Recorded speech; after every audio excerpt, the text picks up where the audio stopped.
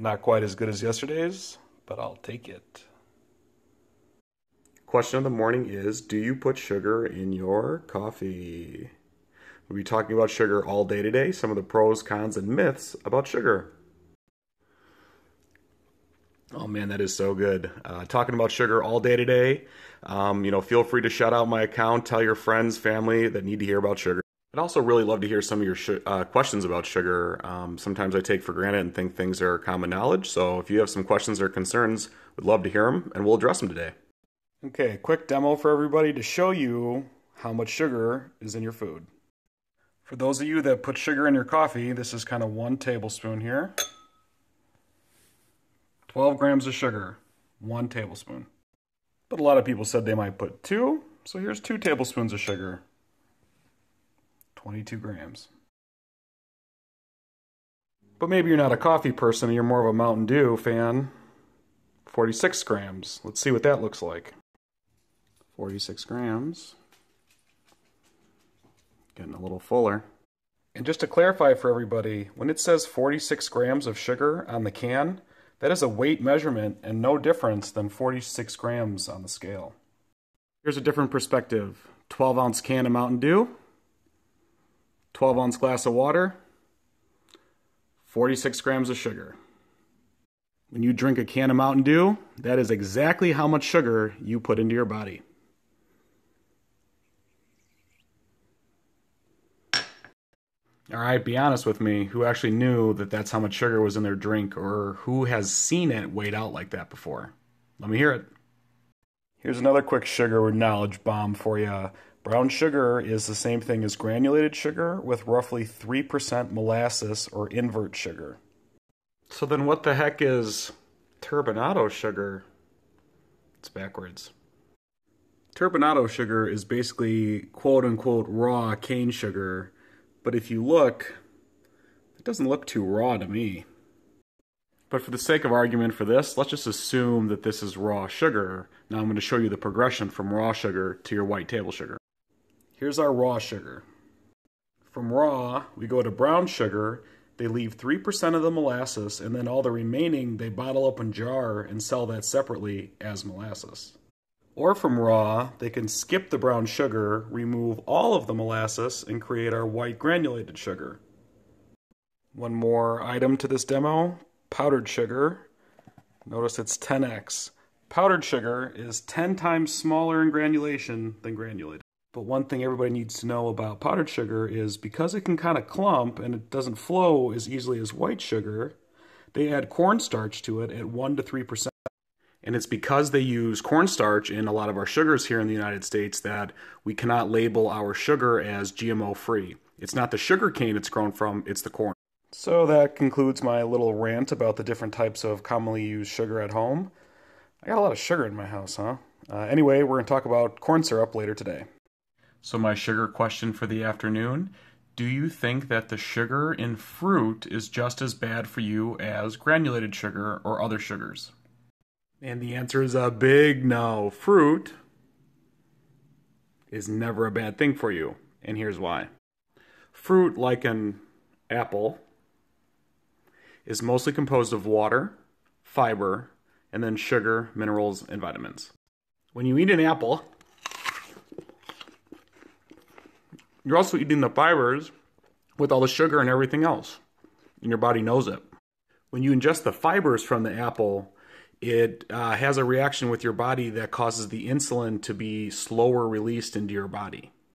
This allows a slower absorption of the sugar into your body, which prevents the sugar crash and spiking in energy, and also helps prevent some of the fat storage. Here's a little different way to think about it. If you take on pure forms of sugar like fruit juice and soda pop, that's a mass amount of sugar into your body all at once. A large amount of insulin is released, which is your body's mechanism to fight and handle incoming sugars. So because you have all that insulin in your body, it freaks out and just tries to store the sugar as fast as it can to get to more sugar so it can continue to process the heavy load. When you have fruit and you introduce fiber, it slows that process down and allows your body to slower and more properly digest. So the slower you can digest it, the more properly your body handles it, and the less is stored as fat. An apple a day keeps the doctor away. Now I get it. Okay, I did promise you that I would talk about corn syrup versus sugar tonight, and I will. We have our diagram here. So come back tonight, and I'm going to lay it all out for you. I'm going to take a little break from today's sugar lesson, take the wife out on a date, and see how many bad sugar jokes I can make tonight. Let's count them. Time to take this sugar mama out on a date. Oh wait, you're the sugar mama. You got to take me out on the date. No. She's paying. Come on, you're moving like molasses. You're a lifesaver for getting dinner? Do you get it? Get it? Lifesaver? I'm doing a quiz right now. That was a good one. Sweet shoes. If I just could have gotten to 5, that really would have been the icing on the cake. Count it. I'm counting it. All right, the moment everyone's been waiting for, the difference between sugar and corn syrup. So one thing I'll say is sugar and corn syrup, gram for gram, both have the same calories. 4 calories per gram. High fructose corn syrup. So people who argue that high fructose corn syrup and sugar are the same, from that perspective, are correct. They both contribute 4 calories per gram. But much like when we talked about the sugar in fruit this morning, how your body receives the sugar, the corn syrup or granulated sugar, makes a big difference. I promised you diagrams. Now I'm going to deliver. So here, my friends, is the chemical diagram of sugar, also known as sucrose. Sucrose, table sugar, is a composition or a blend of fructose and glucose attached by an oxygen molecule. So high fructose corn syrup starts off as a sucrose made from corn, then an enzyme eats the oxygen, leaving you with fructose and glucose separately. And it's that one little oxygen molecule that makes the world of difference, because our bodies are looking for it. Remember when we talked about insulin and fiber and sugar, and how insulin is what breaks down the sugars and stores them as fat? So when sugar enters your body, insulin assumes this is what's coming in. It breaks down the oxygen molecule, leaving fructose and glucose in your body. So now we chug a can of Coca-Cola, insulin is released, it looks for the oxygen, but high fructose corn syrup doesn't have that. It thinks it's already done its job, and it stores all the calories from the high fructose corn syrup as fat in your body. So insulin breaks this down, and high fructose doesn't give it the opportunity, stores it straight as. Long story short, our bodies are very lazy. When you put very processed high fructose corn syrup that doesn't have that extra bond into you, it doesn't want to do anything, it just stores it as fat. You may be asking, well, why do we use it then when countries like Mexico and the Mexican Cokes use granulated cane sugar? And the answer is not probably what you're thinking. The United States, by far of any country in the world, produces the cheapest high fructose corn syrup. It's cheaper than sugar. We're the only country that makes it cheaper than sugar. I think the main driver of this actually is what's going on right now in our election year. The United States government subsidizes corn producers in the United States and gives them money to grow corn, helping reduce their overall cost. As a direct result of this, we have cheaper corn syrup, and actually corn syrup prices that are cheaper than sugar prices.